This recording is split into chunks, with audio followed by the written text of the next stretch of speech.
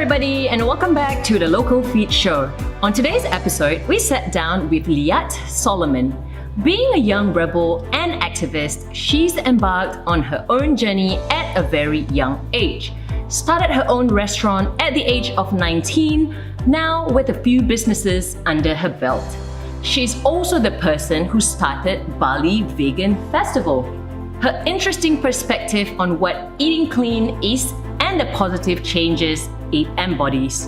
On this episode, we talk about we are what we eat, understanding the ideology and what you put in your body, what is processed food, is it avoidable, is eating clean even possible, and what it takes to be an entrepreneur starting on your own. Before we get to it, if you want to support us, there are a few ways you can do so. Share an episode with your friends, check us out on YouTube channel, Spotify, and also iTunes. Remember, be bold and stay inspired. Here is Liat Solomon.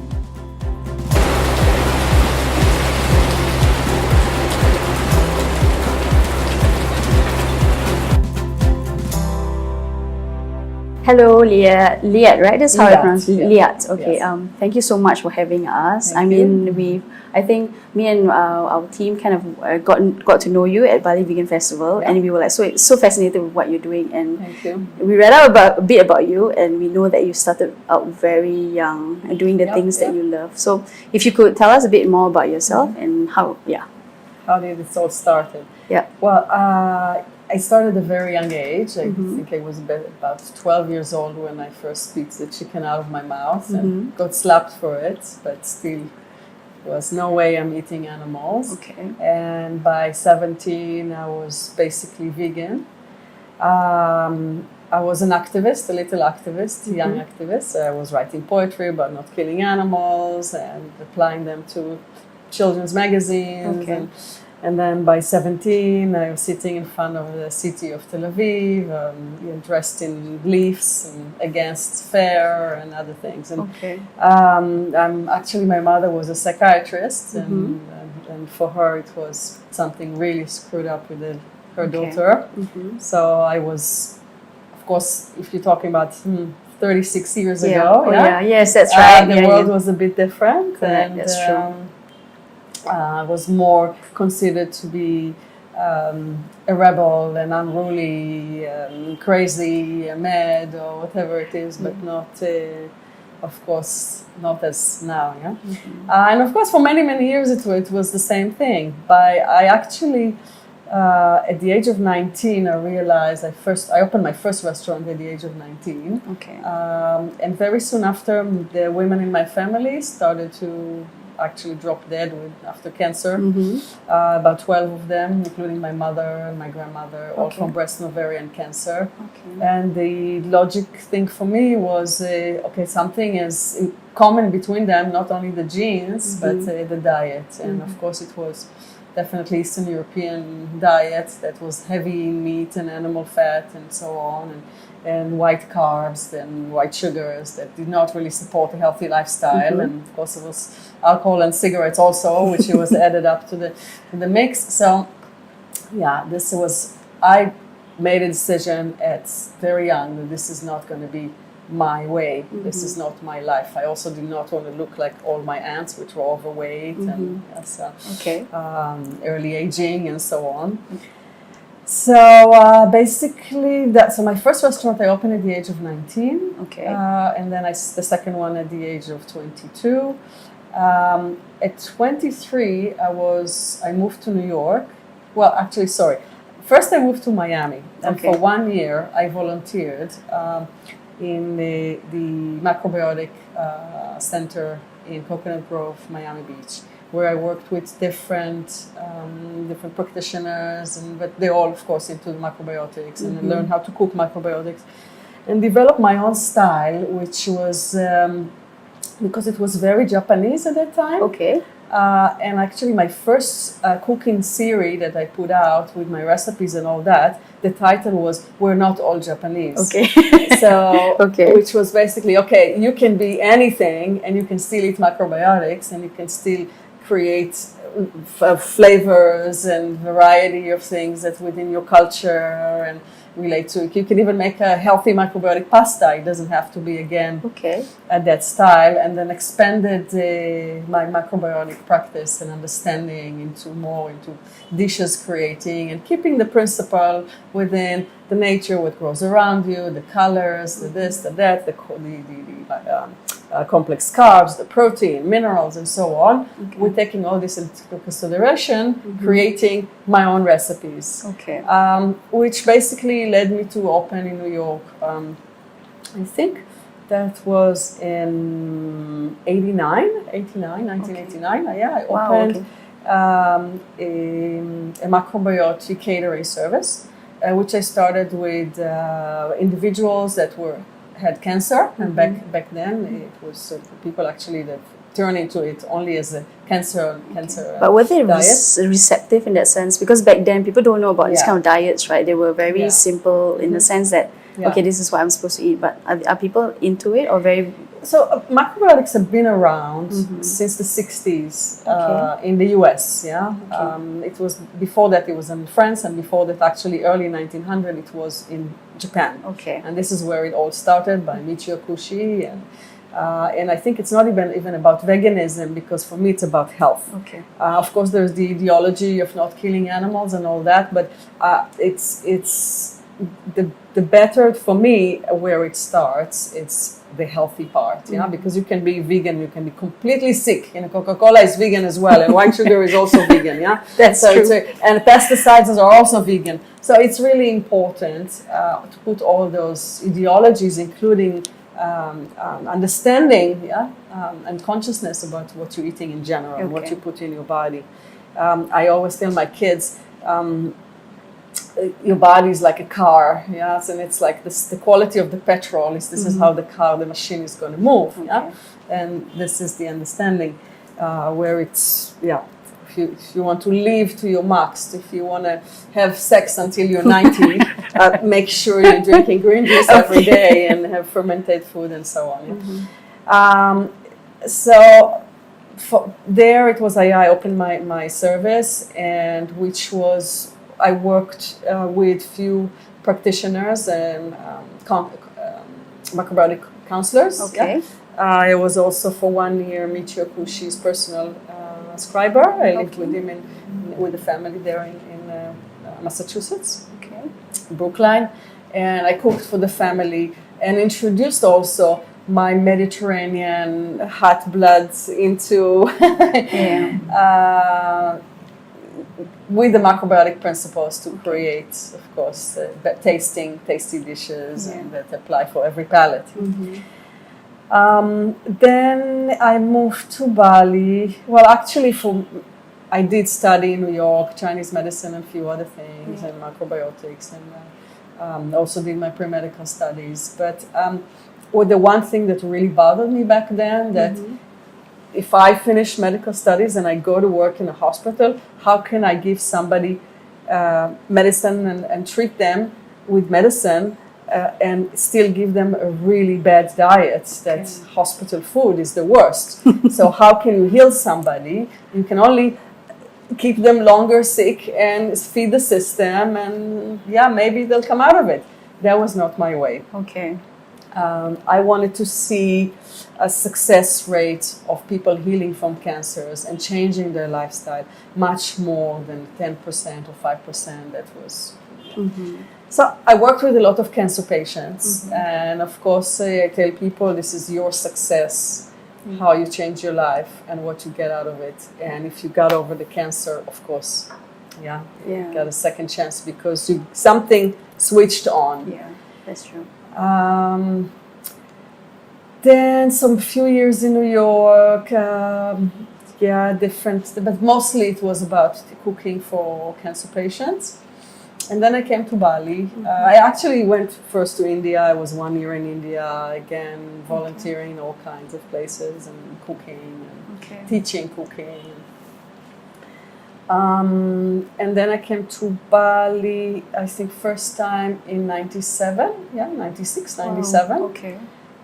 Fell in love with Bali for sure. Food was definitely an issue. I mean, now people, you see greens, the only greens that were growing were not for food. It was the trees and no one was growing greens. Nobody was growing organic. It was really difficult. Nobody was growing brown rice. Oh, Actually, the first brown rice that I ever had in Bali, I imported from Japan. Wow. Okay. Yeah.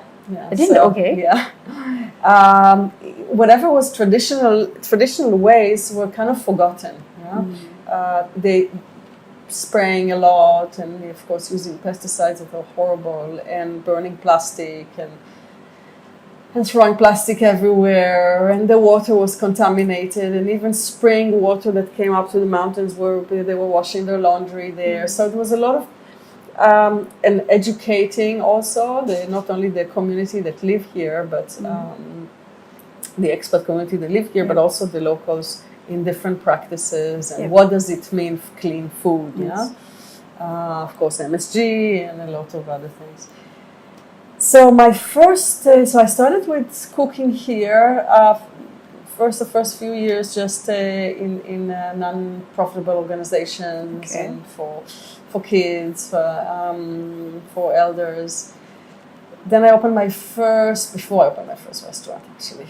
So I have to remember my own life. My God. So we're hoping to document this next week. I should document it one day. Yeah. So Down to Earth, which is the mother company, I opened in 2002, end of 2002.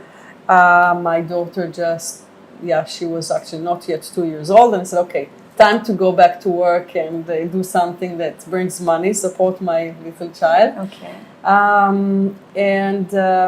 So I started with a home delivery service, cooking at home and delivering. A few months later, I opened the first restaurant, which was Zula. Okay. 2 later, Earth Cafe. 2 years later, Earth Cafe, and then another 2 years was Earth Cafe Wood, and then it was Sanu, Paradiso, Paradiso in Ubud, Divine, and again it's all in the same idea of vegan, healthy, clean, super clean. For me, the most important thing is the pots we use are all stainless steel. There's no electricity. Okay. There's no rice cooked there on a rice cooker. Electricity really weakens the food. Wow. The Okay, that's interesting. Food, Okay. No microwaves. Of course, blender juicer. Yes, you have to, but again, slow juicers and so on. We have over 14 angel juicers here, all 100% stainless steel, slowly juicing. Wow. Yeah, Okay. slowly juicing and preserving the enzyme and so on. So for us, cold pressed juice that is like in the last 2 years, we've been doing this from day one. Okay. Yeah, it was never even a question to do it differently. Okay. Okay. So yeah, the principles are all together. Okay. Hearing you speak, I've got so many questions. It's so many interesting things that, the idea that you have initially started, why did you mentioned that when you were younger, you kind of didn't want to eat meat. Yeah. How did that ignite in you? You're just 12 years old and your family eats meat, right? The whole family eats meat. So what kind of like say that, no, I'm not going to eat meat? Well, first of all, when you as a kid, you have a very inquiring mind. My father was working for the Ministry of Agriculture of Israel, so we were a lot with animals. Okay. Like my summers, I used to spend with horses and goats, and so, and of course I had cats and dogs and all that. What's the difference? I've communicated with animals the same way I communicate with a dog. I'll communicate with a cow. So for me, I did not really find the difference between the animals, and didn't understand why we eat certain animals and other animals we don't eat. Another thing, something was off in my body.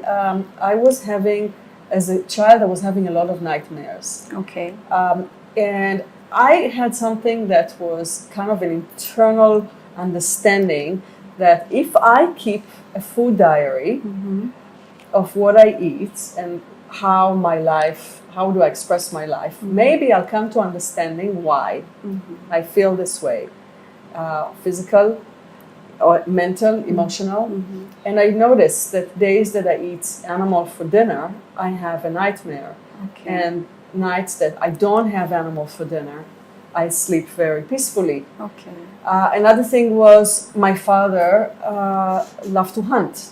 And it was maybe fun going with your dad and feeling like you're like, you know, his favorite and hold the rifle there and all that. But when you see what happens after, it's not a nice picture. And that left me with a lot of, kind of trauma. Okay. that kind of like left you scarred in that sense. Yes, okay. But it just did not affect me well. And another thing is that from a very young age, I understood the connection of the energy of the animal. If we consume, what is the energy that we get after? And I kind of noticed that if you're looking at certain cultures, they eat a lot of chicken. Yeah.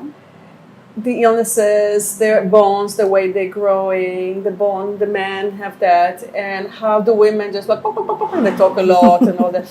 And then if you look at cultures that they eat a lot of dairy and a lot of cheese and how they're built.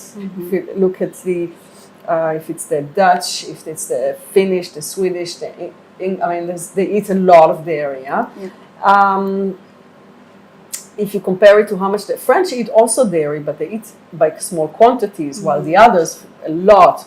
So they have big faces and big bodies, and they're not necessarily strong. They just look strong, but internally they get very sick at very young age. Okay. But it's the way they look. You look at cultures that eat a lot of fish. Yes, they live by the sea. They're shorter. I mean, it's like really the demographic anthropologies of food is fascinating because you can tell exactly by the culture what food they're going to eat, or by the food how they're going to act. Okay. And this is fascinating, and it always fascinated me, even from a very young age. Okay. Oh, they're like this. This is why they eat.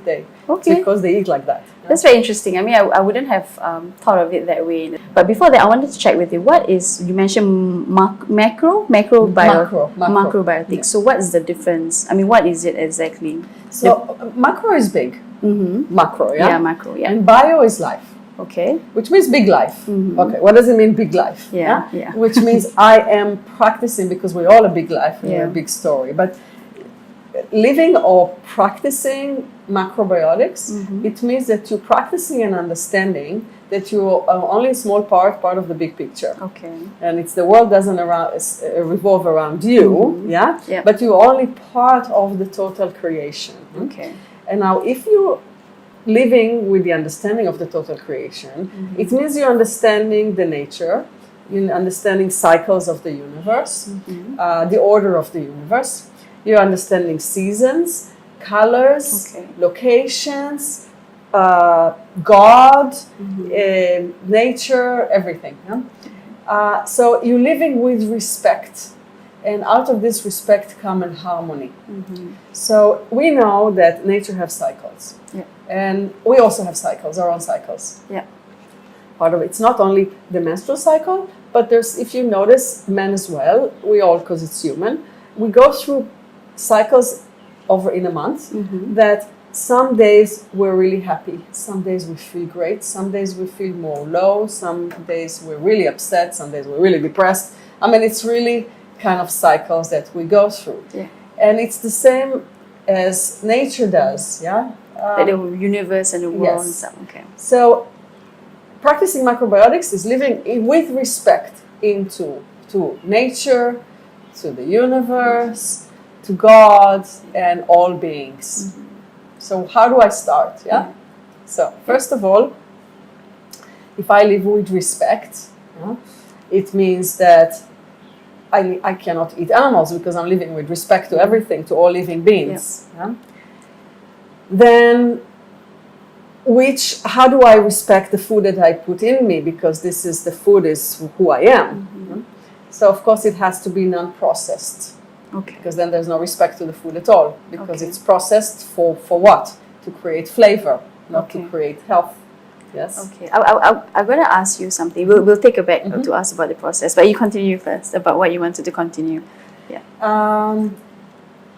Well, ask me. Just at that time. So you process, mentioned processed food, right? As in, okay, so in your own definition, right? As in, because sometimes nowadays, right, people are talking about technology of Yes. food, right? Like Yes, the vegan yes, and stuff, yes, things yes. like Beyond Meat, Yes, you yes. know, I corn. don't like it. You don't like it? No. Okay, so how? I think it's too processed. Okay, so I wanted to ask your interpretation or your views of what does it mean as processed, because right now people are trying to get like protein, right? Because that's what they're saying, that these are the proteins that you can, implement, or if that's what's missing, because if you want a beef, they're trying to kind of convert non-vegans to vegans, because that's so what I want to So this is an industry that has been created, designed to fulfill a flavor, to fulfill something that people think in their mind that they're missing because they're used to it. So if you're trying to convert someone, it's a good way because you introduce it to them. But if they're going to start to consume it daily basis, they'll get sick. Okay. Because first of all, it's not a complete protein. Once you start processing, it's not a complete protein. Complete protein is beans. Beans are complete protein. Okay. And like if you take lentils and you mix them with brown rice, you have a complete protein, basically. Yes. Okay. Amino acids. Yeah? So those technologies are, again, it's for the masses, it's for the industry. I don't need anything that tastes like meat. Okay. Because after 36 years and so on, I would just want clean food. Even if I go to vacation or I go to hotels or I go to restaurant and all that, I go there for the company and to go out maybe, but not to nourish myself physically. Yeah, because there is nourishing. There is the primary food and secondary food. Okay. Primary food is love, acceptance, and so on, and secondary food is actually what you eat. So if you go to be with a company, you know what I do? I eat at home before I go to a restaurant. Okay, I was about to ask you, because I'm not going to put myself, unless I know that I'm going to eat good food. Okay. As if I go to a place because other people decided to go there and I know that it's going to be difficult for me to find, I make sure I don't come hungry. Okay. Yeah. And I mean, over the years, now it's much easier. But I've practiced eating before for many, many years. I've practiced going on flights with my kids and carrying full food, or traveling or anything with food, that we don't miss what you need. Yeah, and my kids actually were trained. It's like they would get the food and say, "I don't need that, thank you." Okay. Wow. Okay. Yeah, because it's so processed. It's lost its life. Yeah. Okay. So again, I don't need that. Yes, I've tried one time in Hong Kong. Okay. Was it Beyond Meat? Yeah, Beyond Meat. Yeah. And it was so processed, and the bread was so fake, and everything felt so fake. It's like I'm eating synthetic food. Okay. So yeah, maybe for the masses, it's okay. Okay. Whatever it takes to stop killing animals. Okay. But I believe that when people evolve through their diets, and it's a higher level of understanding, Don't want to sound condescending, but we are starting. You have to start somewhere, because we're like, people are bottom feeders, And if you look at monks, if you look even at Mankus, the Balinese priests, they don't eat the pigs. They slaughter. They sacrifice. They don't eat them. Okay. Because they need to be more elevated on a spiritual level, Okay. And I breastfed them both of them until they were 2.5.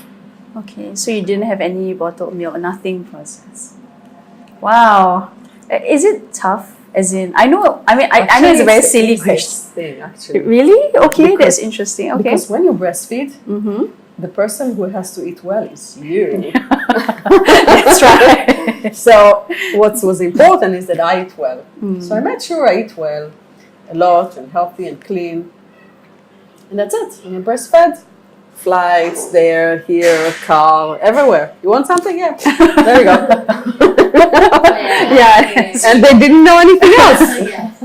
I mean, the only thing that I gave them, like when they were about a year and a half, it was broccoli. Okay. Because it's easy to travel with broccoli also, and you keep and you just give it to them, and they're like eating a tree, and you keep telling them that little trees. Oh my gosh, so cute. And they develop a love for greens. My son cannot eat one meal without greens in the diet, or start the day with green juice like that. Wow. Okay, I want to touch a bit about that. I mean, Yeah, are we going to keep plus rolling? healthy Okay. kids? Yes. Yeah. We gotta do that on the nephew now. So how do you? I mean, it's. I mean, because right now you are the person that's very conscious about these kind of things, right? But how can we kind of like kind of like share the awareness to parents, to other parents? Because like for you it's easy, right? But for Yes. them, how do you kind of like try to convince with them that that your kids should start eating like greens and fresh produce, not processed food and stuff? So the first of all, it has to start with the parents. Okay. Because at young age, kids, we are the example, we are the role model, yeah? If you I've had parents come to me for consultation with the kids and say, I cannot force my kid to eat the broccoli. And I ask the parent, do you eat the broccoli? Well, Okay. if you want your kids to eat broccoli, you have to eat the broccoli yourself. Mm-hmm. And to say how it affects you. And, if I have the green juice and I go, oh, it's so yum. Okay. I feel it going through my veins, it's growing, I feel, wow, I look so fresh, I feel so fresh. Then your kids say, Okay. I want to feel like that too, I want to look like that too, I want to experience that too. And it's funny because I had a conversation with my daughter yesterday because she was calling me, look, I have one pimple. And I'm like, now you know. And she says, yes, I know. I need to come back home and eat your food. I don't want to be here anymore. They don't have good food. Okay. So she's, okay, there's friends, boarding school, it's fun and all that. But she's struggling with the food. Okay. But how do we change that? Because right Yeah. now, like you mentioned, right, whenever you travel out, like for example your Yes. daughter, right? Yeah. So how can she kind of like convince the school to kind of like, provide a good meal? Yeah. Because yeah. or is it because we're just Yes, minority, they don't really Yes. bother or don't really care that healthy Yeah. food should be provided? It's all about education. And it's also what we demand as parents from the schools. I understand that some schools that they have to prepare lunches and they have maybe 1,000 kids and they have to think about more of frozen and more processed and all that. Industrializing. But still, the possibilities exist. It's just a matter of system. And even as a mother that have to cook for her kids healthy food, it's again a matter of system where you have that you have the grains ready whenever you need to pull them. When you can make your tofu tempeh bean soup for a few days and you can vary with that. Yeah. And even if you have lentil soup, if you made a pot of lentil soup, so one day you'll have lentil soup, the next day you can have lentil loaf, and the next day you can have lentil patties, or you make a lentil pate. So you play around. Again, it's to find systems and ways. It's with the will comes everything. Yeah. We're human, we can do anything we that's actually want. So it's only about the choices. And it's the way to teach our kids also to make better choices when they go out, when they're alone, or when they go to birthday party, or one of the things that I used to do with my kids with birthday parties, because our bodies need a certain amount of sugar. And not more than that. Okay. Actually, we eat much more with our head and mind and vision rather than what really our body needs. It's very interesting. Okay. So before we used to go to a birthday party, and I knew that my kids are going to have to deal with candies and cakes and so on, I made sure that I give them apple juice or carrot juice or mixed carrot apple. And after one glass, you don't want anything sweet. And you can exercise that and practice that, because even if people would give them a whole plate of cake, and I was like, I know my kid's not going to eat much. one bite, oh, this is so sugary, it's so creamy, it's so this, I don't want, they would leave it. And of course, I'm not going to run after them with it to feed them the cake. It's like, for me, don't touch the cake, thank you. Yeah. So I've been a vigilante, I've been like a warrior with my kids, but both of them, you know, without being the mother that says always no, I just found a way to fill them up so they don't need. Okay. My son is almost 9, and he's so used to going with a snack bag everywhere he goes. And I always put in his head, you have to remember to be responsible for your own food and your own hunger, and not to expect anybody to think about you, to think of you before. Okay. So better when you go to a friend, instead of looking what they have in the fridge, you bring your own. And it became such a practice, he doesn't leave the house. He has a little papaya, and he has a little watermelon, and he has a little bit of popcorn, and sometimes corn chips with a little bit of hummus, or he'll have a nori maki for the road that he can eat. He can open his nori maki anytime and have that. And he's almost 9. You know, it's like automatic thing. It's when you get the child used to this, Instead of, they never had a pacifier sucking on a plastic. No. Or attachment to some toys or blanket or this or that for comfort, yes? Food has been the comfort. Food has been supporting that need or in a healthy way. Okay. Okay. It does take work, like it does take kind of like, because I mean, I guess at the end of the day, parents have to kind of like, because at the end of the day you guys are the parents. So you are the one that pass on the education and the knowledge instead of It's the same as teaching you right and wrong, and don't get too close to the balcony, or don't jump through the window. I mean, it's the same. It's the same. It's just part of. But it all comes with, again, it's a little bit of training and preparation. But it's up to us. Same as a nonviolent communication. The way you communicate your ideas is what's important. Okay, that's beautiful. I mean, that's really very inspiring. Okay, I wanted to ask you about, because you mentioned earlier on, so why do you think people think that, because you mentioned something about processed food, right? Being mass produced is usually cheaper, right? For the canteen or the schools, because it's cheaper. So what are your thoughts on that? Because people will rather choose something that makes them full and cheaper rather than having something expensive, and people don't really think about that when they make choices about food, the food that they eat. So if we go back to the idea that our society is feeling itself on secondary food rather on primary foods, and if we relate food to emotions and our behavior with food to our own mental emotional, then we see that it all starts at home. When I work with some people that are ex-alcoholic, mostly alcoholics, and they try to understand where's the addiction started. The addiction started as kids. I always tell them, you have to blame your mother. It's not you. Seriously? And then, now I know everything. I blame my mother. It's good. Of course. If your mother, during her pregnancy, have eaten candies and sugar and ice cream and all that, it means that she was feeding the fetus already with too much sugar. Creating the addiction there, starting the addiction to the fetus. Then she gave birth. And of course it was easier to buy ready-made stuff and processed food and cheap and give you an ice cream, and also to control you and tell you, if you sit here 15 minutes quietly, I'm going to buy you an ice cream. If you stay in the car, you'll get a candy.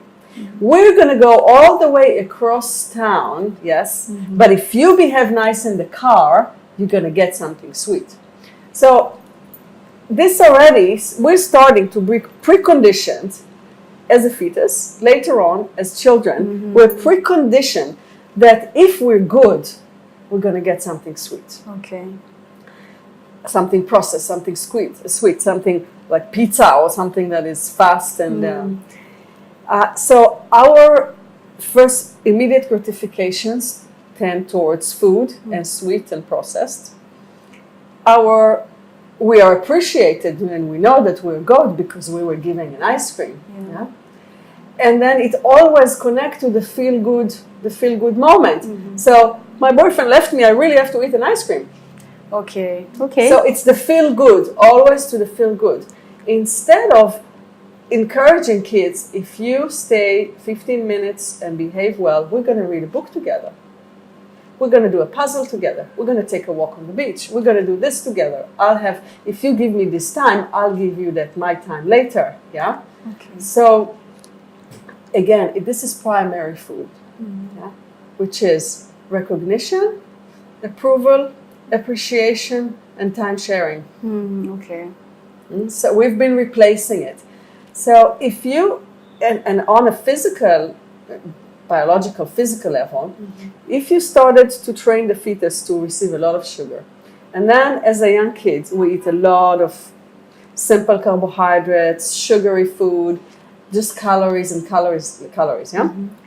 The body, our cells, develop an addiction to that sugar. And later on, the addiction just go bigger, not less.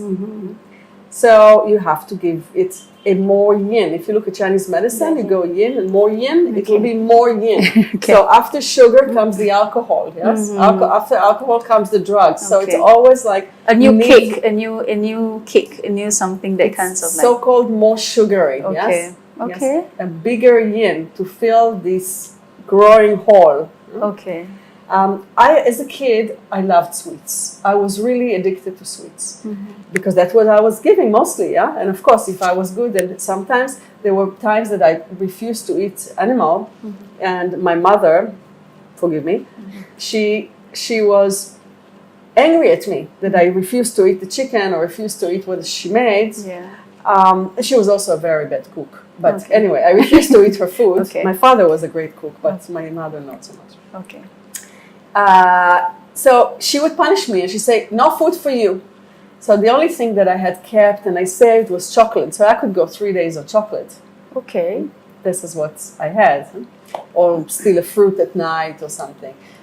And then later on, as a teenager, when I was studying ballet all these years, so I was a dancer. And then as a teenager, I wanted to stay skinny. So I would live on fruit and eat again sugar. Sugar. But later on, it's 19, 20, when my friends were starting to experience with alcohol, I did not enjoy alcohol. I did not like the way it made me feel, but I still needed that sugar. I had that sugar craving. So what do you do?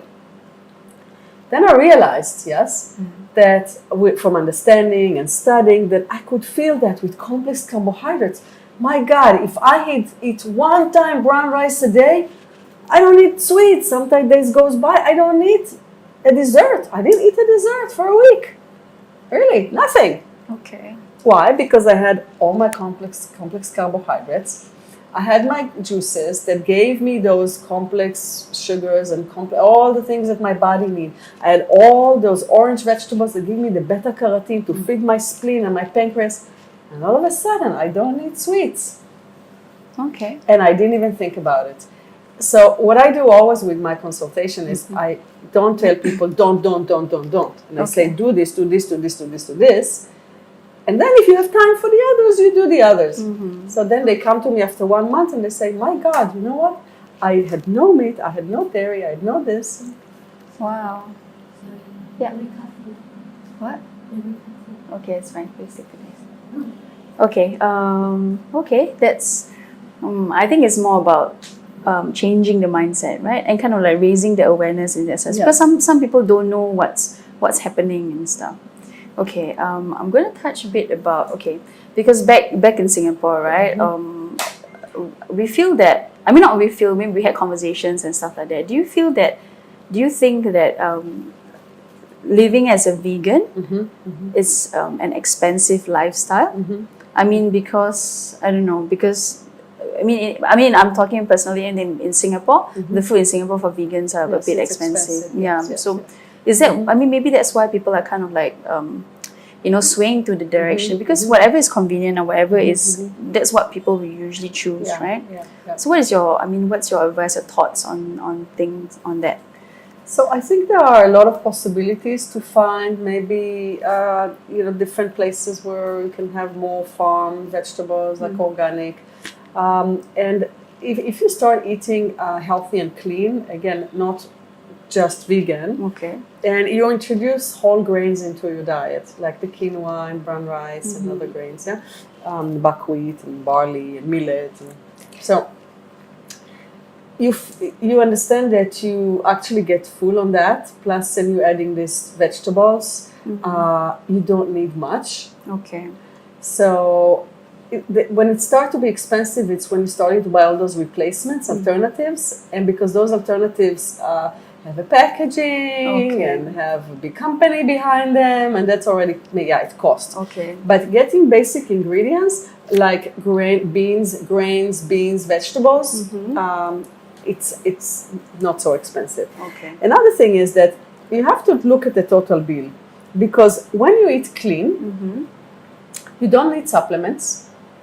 I don't take any supplements. Rarely. Only if I feel like a period that I don't eat much or I'm high stress or something, but I don't take any supplements. I never took a calcium pill because I drink green juices and I have nails and teeth and stuff and hair. Okay. I don't need that because I have everything in the food. So I don't need the supplements. Knock on wood, I rarely see a doctor. Okay. Yeah. Most of the time I'm healthy, so I don't need to stay at home and not work, which is also costly. Yeah. So you have to look at the total, because being sick is very expensive.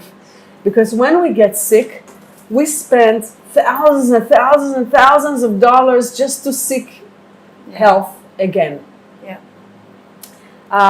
And we know health in Singapore is anywhere, but in Singapore is very expensive. And anywhere when you get sick and you have to stay at home for days. Yeah, that's true. So this is something to look at. You have to look at the total, the bigger picture. Yes, again, Okay. the macrobiotic way. Okay, You're looking that's at right. the bigger picture Okay, and okay. understanding, that if I am in tune with the universe, I am in tune with nature, I understand the whole picture, and I'm in respect to all living beings, I get back because the universe gives me back. Okay.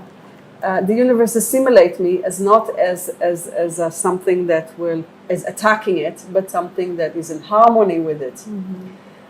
And therefore I have a longevity, I have healthier mind, healthier relationship. I can be my own doctor. Almost I can be my own doctor. Yes, if I broke my arm, God forbid, I'm going to go to the hospital to fix it. But even that, you have to understand, why did I break my arm? What really happened there that brought me to that specific moment? Because nothing is a coincidence. Okay. And why wasn't I balanced in my way that I tripped over or I fell or I did that or that? What brought me to that? And when I do consultations with people and we look at, first of all, I ask them for their date of birth, and I do a chart for them to understand the element and how different things in their life that happen to them happen in those specific years when they were in a weakness point. Okay. Interesting. Okay. It's really understanding because it's fascinating, everything, how it's all come to the same one big picture. Okay. Because you mentioned that you started businesses at a very young age. Have you always been very intrigued with business, or are you, is doing business something that you've always wanted to do? Because right now you're like, well, I wanted to be. It's not that the business drew me. What drew me is the creation. Okay. And actually, I was never that good with accounting. I was never so good with, but some people actually thought, oh, she's taking many major risk. She's building a restaurant without money. Okay. She's doing this without having any funds. And, people that around me look at me and they said, oh my God, and this is a formula for failure. But the passion drove me. The passion and the creation and to move forward, to do more, to provide more jobs, to provide a better menu, better health, better this, and more and more and more. And I think that was the main thing. It wasn't the business, which actually, even today where I am, let me just create. If anybody hears me out there and want to leave me the creative, please, I can, because ideas and creation, and it's comes all the time. Yeah? Okay. So the business part of it, I'm not enjoying dealing with with taxes and government ruling. And no, I'm not enjoying that at all. Okay. So what drives you is actually the creation and the passion behind what you actually want to kind of like spread the message and awareness. Yeah. Okay. So what's So you find when you're driven to the max, you find ways to break through any barriers, and people love passion, and when it's contagious, when you say you really have to try this is so good, people want to try this because it's so good, And if there is truth behind it, then you can sell. If I told them, look, my hummus, my falafel is so great, try it, and they tried it and loved it, they'll come back again. And of course, in the last few years that it become trendy also, veganism or to be healthy, it become trendy. There were more and more customers, more and more people wanted to try, and they felt good after that, and people understand also what does it mean to feel good now, with healthier, cleaner food, and I think also the conscious with animals, it's more and more growing also. So I don't have to but I tell you something, when I started the Vegan Festival, the first year when I did the Vegan Festival, because this is going to be the 5th year now, so I'm talking about 5 years ago, where it was kind of the start of the world waking up. I took money that I saved for my kids' school for 10 years, and I created a festival with that. And I gave everything for free. Okay. Just the food was for sale. Of course, in the end of the day, it was minus $16,000. Okay. But I was happy. Because people were happy, they enjoyed, they came, they say how great it was, and when is the next time? And then the second time I sold tickets, so I was able to break even. The third one, the same. For last year, it was great again because there were 2 of them. There were Ubud and Canggu. So of course it costs more. So again, we didn't cover ourselves, but hopefully this year will be, and hopefully somebody will come and sponsor and help us, because sponsorship is an issue. I need sponsors to help me make it. Okay. Sorry. Sponsorship, do you accept outside sponsorship, or just you can only accept local sponsorship? I don't expect anything. Anybody who wants to make it happen. Okay, cool. Okay. For sure, we just want to make it happen. Okay. That's about it, because it is, it's not only fun, it's educating, it's bring people together, it's a celebration. People need to celebrate life. And you're indirectly kind of like spreading awareness in a bigger... That's what it is, to spread the message. It's the most important thing. Okay.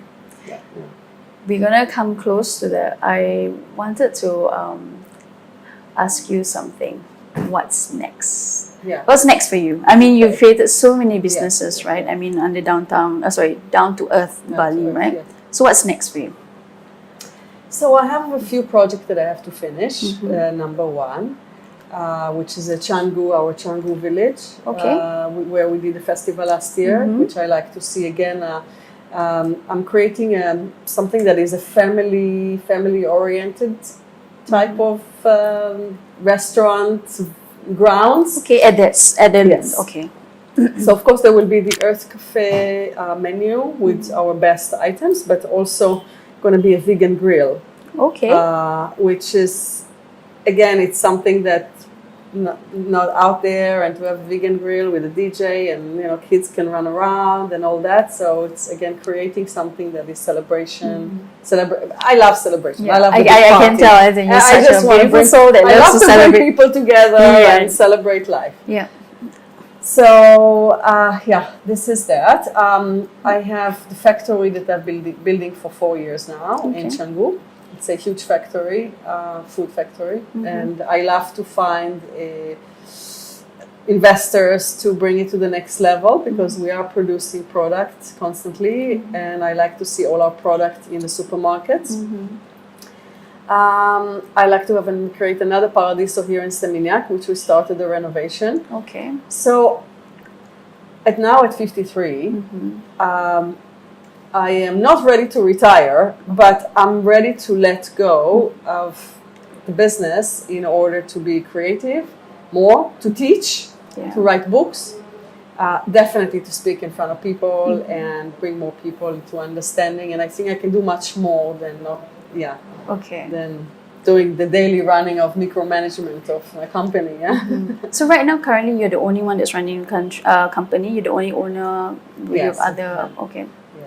Okay. Well, it must be very. So of course I have 250 staff members, and I have a new man in my life that helps me. Quit his job to join me and became vegan overnight. Wow. Okay. So okay. that was that is okay. impressive, but So you can find love in any age. That's right. That's true. Okay. Yeah. I mean, I know everyone has bad days, but how do you get through your bad day? So since I'm human, I also have bad days, and I definitely react the same. I'm depressed, I'm down, I'm not happy, why me, why now? It's the same thing. But then it's either you dig a bigger hole and you get under the covers and don't come out of it. Or you said, okay, so how do I deal with this? What do I do about it? How do I get through this? Because tomorrow the sun is going to come out again. So for me, it's going back to basics. Okay. It's really, really going back to basics. Especially if I have those tormented days, I will try to eat very, very, very simple. Okay. So I can produce serotonin to calm me down. I'll eat some good miso soup. Again, my green juice, it's just like, my religion. Yeah, okay. Brown rice with pumpkin and just sweet vegetables that create serotonin in the brain. Okay. And just tell myself that things are going to be better tomorrow, next day. Okay. I think this is we have to get through things, we have to, and try to change, listen to our bodies more.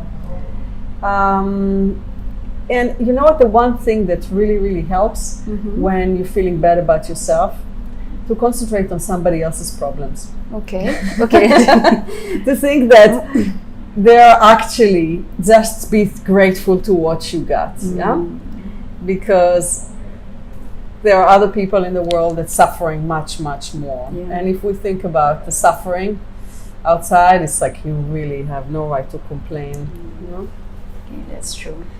Yes. Okay. Be grateful. Be grateful for. I think saying thanks, it really brings it back again into your mind.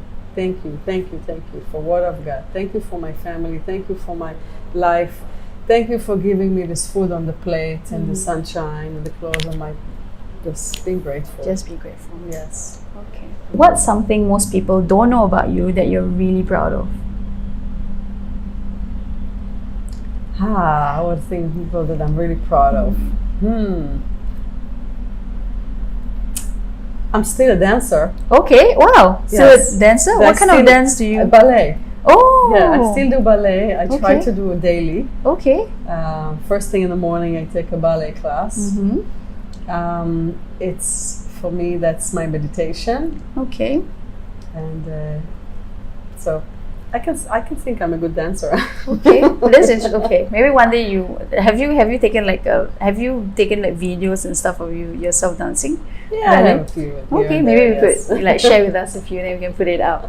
But that's interesting. Okay, what is your most humbling experience?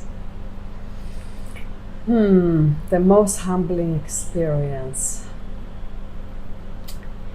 I think that I wouldn't say just one, but I said a life period, a life lesson. Coming from the West, I think that in general, Westerners or coming from a Western country, we have a way to deal with things that is very different than the Asian way. We're much more expressive, we're much more emotional. When things go wrong, we just verbalize it very loud. We have some sort of a sense of entitlement and that we can fix things like the way we want, and of course freedom of speech. And anyway, coming from the West to a Muslim country, it's a very different experience. Okay. You have to start the conversation by forgive me if I've wronged you. This is a very humbling experience.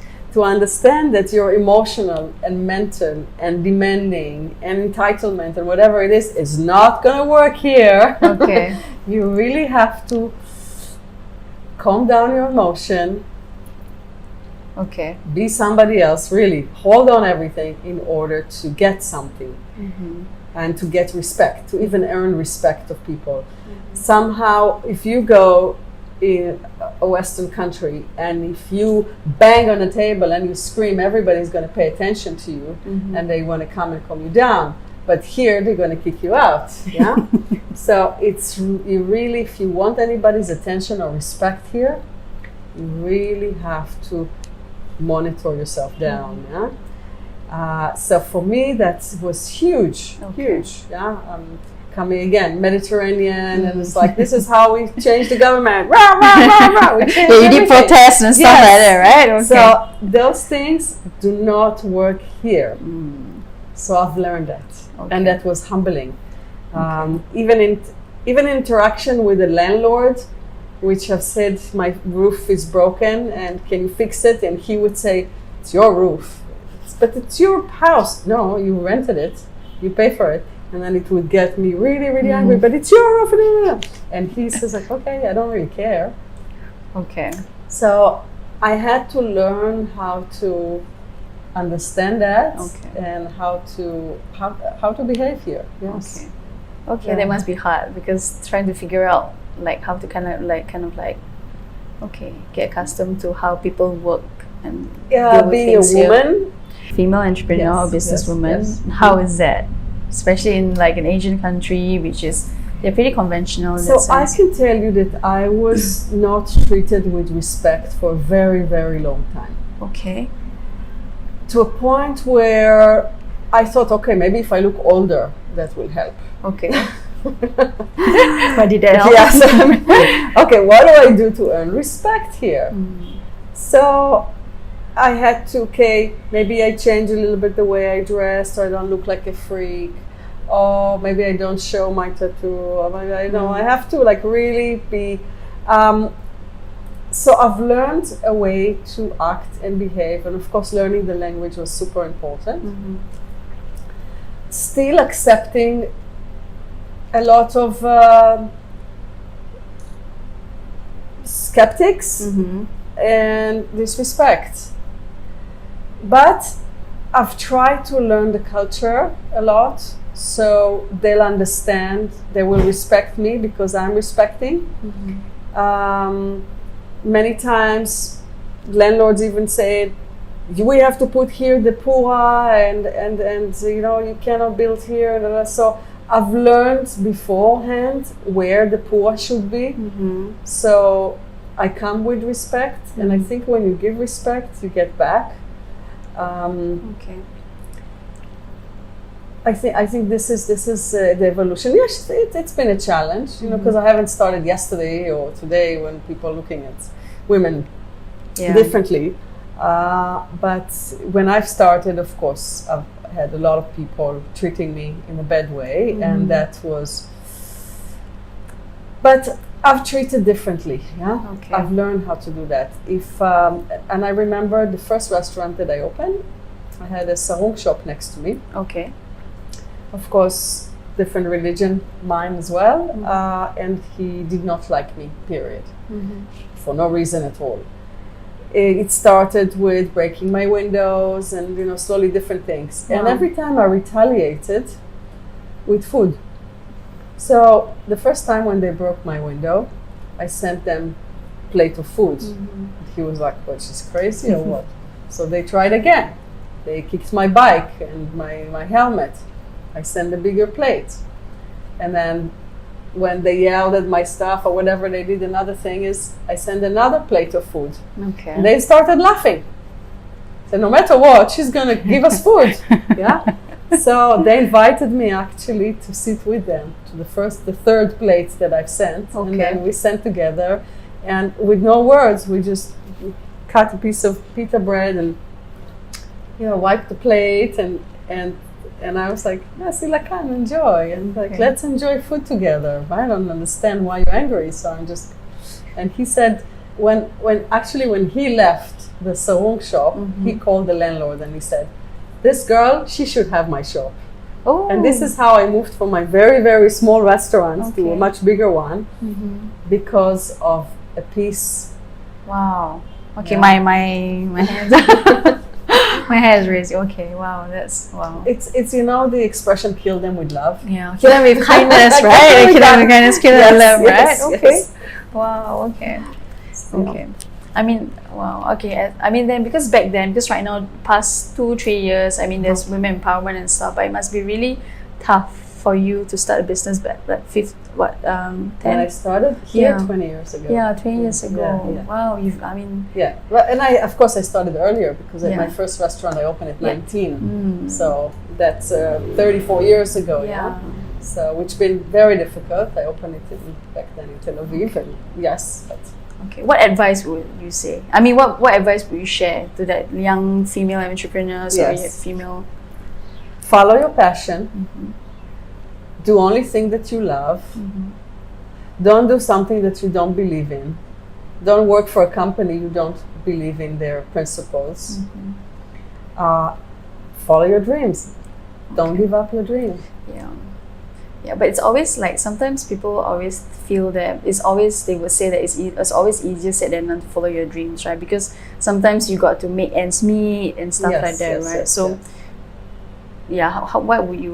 No matter what gets you there, let's say if you're, a singer, and this is your passion, and you're saying, I want to be. It's not that I want to be a superstar and I want to buy myself everything I want. No, that's not about that. But I want to sing and I want to share my voice with the world because the universe listens. Yeah, the universe gives back when the universe recognizes the talent, when it recognizes that there is something in there.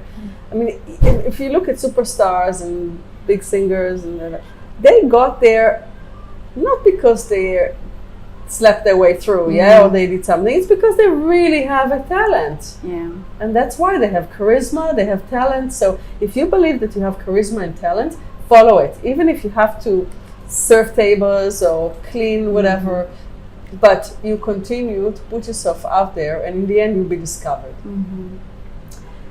You have to. For many, many years, my restaurants were not supporting me financially. I was teaching yoga, I was teaching aqua gym, I was teaching dance, I was consultation, cooking for people privately in order to be able, because I did not take salary from my business for a very long time. Okay. And people think, oh, this is a great successful restaurant, but they didn't know that the owner has no salary. Okay. Yeah? And I continued and continued. And I never gave up. Yeah. And even now that it's not a great time financially because of the building and the expansion and the factory and licensing and so on and taxes and blah, blah, blah. So it's not a great time financially, but still I don't give up. You say, what to give up? Then what? What's next? Yeah. Yeah. So because this is what I know how to do, and this is what I do best. Yeah. And also, you always have to remember, or think about, not to remember, but think about that in order to succeed at something that you do, it has to be something that contributes to the world somehow. Yeah? Because only you have that uniqueness, yeah, to contribute to you. Yeah? And so if you're thinking about, oh, I want to be rich and I want to have the diamond ring and I want to have that and I want to have that and blah, blah, blah, maybe you could if you actually do something for it and it's really, but when you do something for the universe, for people, for the goodness of all, I think it works faster. Okay. That's what I believe. Okay. That being said, what is your very own definition of legacy? Your own definition of legacy. Definition of legacy. Yeah, your definition. Okay, so to create something, when you leave something, so actually legacy is something that you have when you pass, when you're gone. Yeah, it's like, what do we leave in this world? Yeah, but for you, Yeah. what is your definition of legacy? My definition of legacy. Okay. It's to be able to be remembered, as someone who made a change, as somebody who contributed to other people's lives.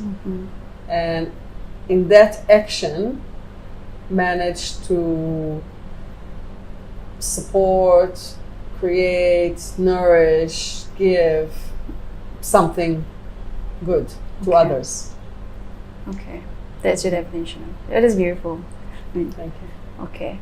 We're gonna do like 5 questions. Okay, this is the fun bit. Okay, we're done with the serious bit. This is the fun bit. So 5 seconds. I've got 5 questions in 5 seconds. Okay. At this current moment, okay, what is the first thought? What is the craziest thing that you'd like to do? The first thing that pops up. The craziest things thing I like to do. Yeah. I like to jump out of a plane. Seriously, like, I want to do parachuting. Yes. have you done it though? Not yet, but I want to. Wow. Okay, you should do it soon. Wow. Okay.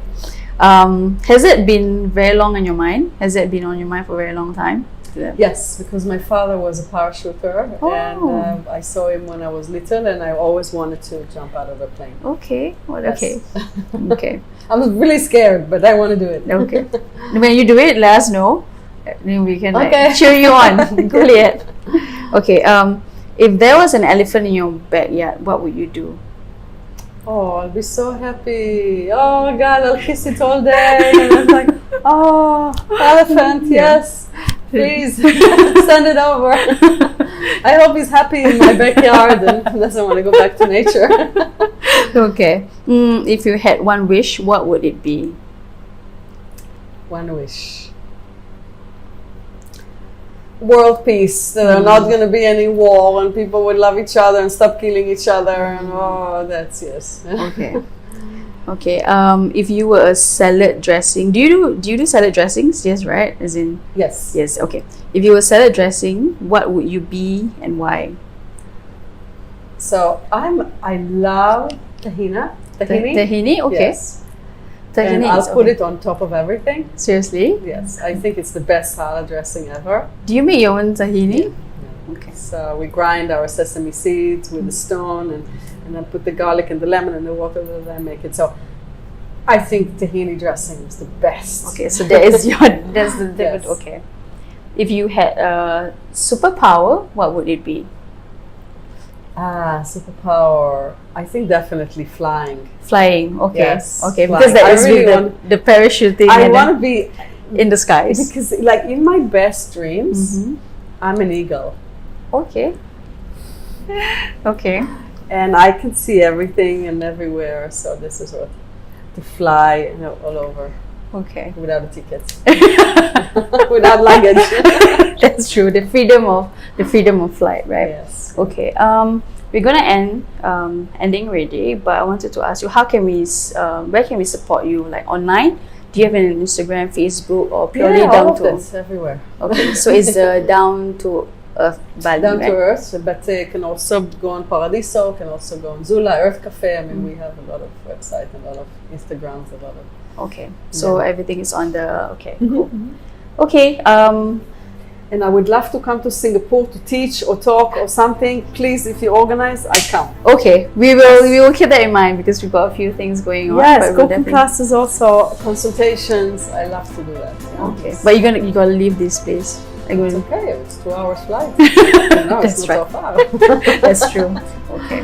Thank you so much, Liat.